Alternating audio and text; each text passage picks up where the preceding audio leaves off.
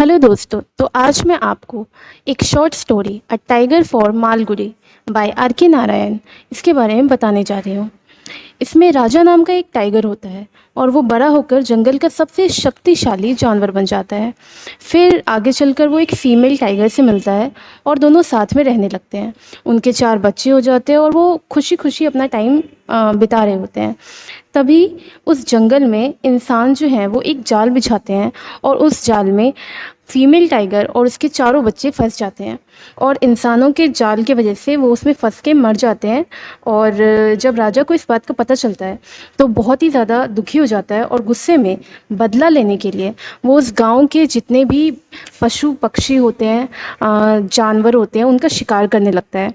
फिर गांव वाले उस राजा से परेशान होकर उसे पकड़ने के लिए एक जाल बिछाते हैं और वहीं पे एक कैप्टन नाम का एक इंसान आता है जो सर्कस का मालिक और रिंग मास्टर होता है।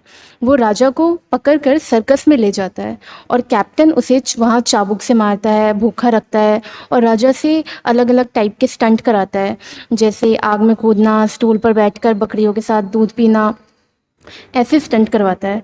वहाँ सर्कस में राजा का एक शिम्पैंजी दोस्त बन जाता है और एक बार राजा को बकरी के साथ एक स्टंट करना होता है क्योंकि जो कैप्टन होता है वो उसको भूखा रखता है, खाने के लिए भी नहीं देता।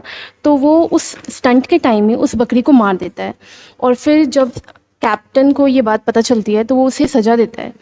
और फिर वहाँ पे एक इंसान आता है, एक फ़िल्म डायरेक्टर आता है जिसका नाम होता है मदन। वो राजा को मूवी में कास्ट करना चाहता है, तो इसीलिए कैप्टन मान जाता है और फिर वो उसको मूवी के लिए लेकर जाते हैं शूट करने के लिए। फिर वहाँ पे शूटिंग में एक सीन होता है जिसमें राजा को करंट देना होता है। तो राजा जो है वो शूटिंग से बहुत ज़्यादा परेशान हो जाता है, तो वो सेट पर ही कैप्टन को मार देता है। और फिर जैसे ही कैप्टन मर जाता है तो वो आज़ाद हो जाता है, वो वहाँ से भाग जाता है और वो भागकर वहाँ से एक मालगुडी नाम के एक शहर में आ जाता है। और तब तक राजा सबको मार के इन चीज़ों से बहुत ज़्यादा थक चुका होता है। अब वो लड़ने झगड़ने के मूड में नहीं होता, वो बिल्कुल भयानक खतरनाक नहीं होता। लेकिन जब वो उस मालगुडी शहर में जाता है तो वो एक स्कूल में चला जाता है और वहाँ जितने भी स्टाफ मेंबर होते हैं, बच्चे होते हैं, वो सब उसे देख के डर जाते हैं। उन्हें लगता है वो बहुत खतरनाक है, शायद वो हमें भी कुछ कर देगा। वो लोग पुलिस को और शिकारी को बुलाने वाले होते हैं।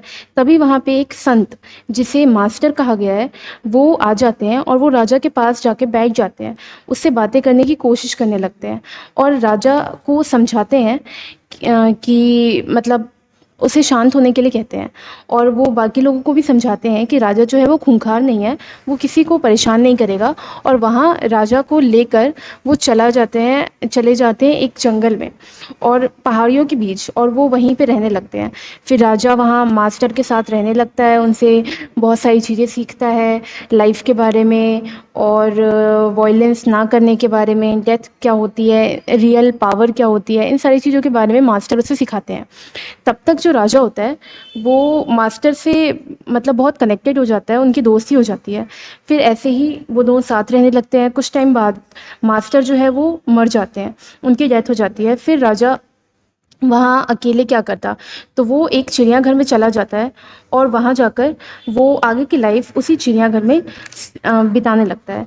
फिर मास्टर ने उसे जो भी लेसन सिखाए होते हैं वो उन्हें याद रखता है और वो उस चिड़ियाघर में जाकर लोगों को परेशान नहीं करता। जब बच्चे उसे देखने आते हैं तो वो शांति से बैठा रहता है, मतलब ठीक से रिस्पॉन्स करता है, उन पे हमला नहीं करता। मतलब वो आगे जाके एकदम वॉयलेंस से दूर हो जाता है और एक शांत स्वभाव का बन जाता है। फिर बाद में चिड़ियाघर में रहने के बाद ही काफ़ी टाइम वो वहीं रहता है और ऐसी ही स्टोरी एंड हो जाती है।